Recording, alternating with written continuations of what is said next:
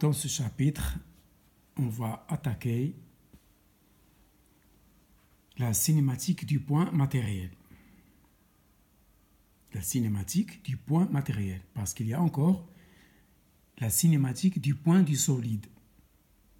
D'abord, on va étudier la cinématique d'un point, grand M, appartenant à un solide. Ensuite, on va généraliser en étudiant la cinématique d'un solide. Et on va commencer par petit 1, le vecteur position. Le vecteur position.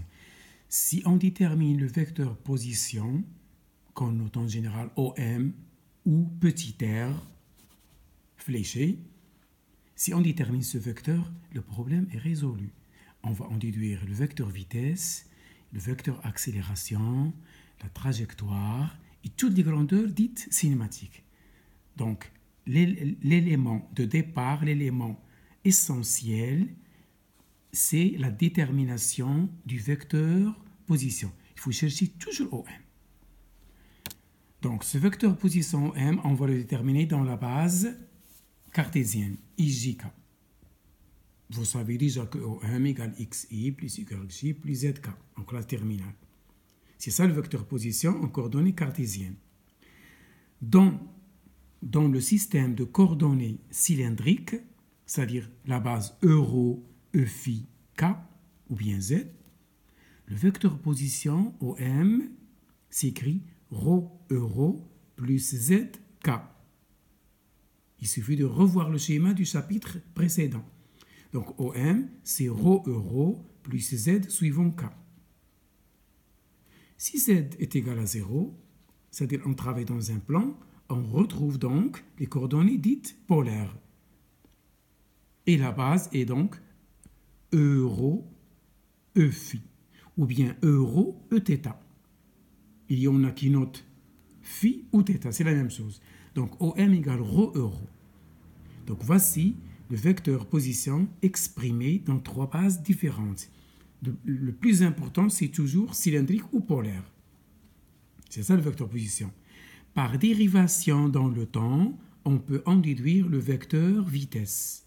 Et on note le vecteur vitesse d'un point, un matériel, d'un solide par rapport à un référentiel R ou un repère, c'est la dérivée de OM dans le temps dans ce repère. Loi de composition des vitesses. On a deux repères, R et R'. Regardez le schéma. Le repère R, O, X, Y, Z, et R', c'est O', X', Y', Z'. Le premier, il est dit absolu, c'est-à-dire fixe. L'autre, il bouge. Soit il est en translation, soit il est en rotation, soit il fait et rotation et translation. On dit qu'il est relatif. Donc le vecteur OM, c'est OO' plus O'M. On dérive cette équation dans le temps, on obtient V absolu, c'est la dérivée de OM, égale V d'entraînement, c'est la dérivée de OO', l'entraînement. C'est-à-dire le vecteur relatif, il est entraîné par rapport au repère absolu, plus la vitesse relative. La vitesse relative, c'est la dérivée du vecteur O'M. Et cette équation vectorielle, cette égalité s'appelle la loi de composition de vitesse. VA, c'est la vitesse absolue. On dit vecteur vitesse, mais pour simplifier, on dit tout simplement vitesse, comme ça, vitesse absolue. Vitesse d'entraînement et vitesse relative.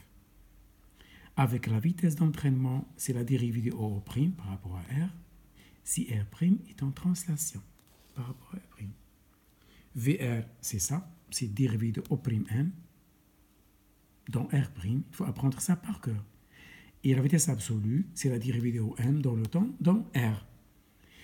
Cette remarque, elle est très importante. Attention, c'est le cas général. Si R' est en rotation par rapport à R, alors la vitesse d'entraînement du point M, c'est la vitesse de O' par rapport à R, plus ce produit vectoriel.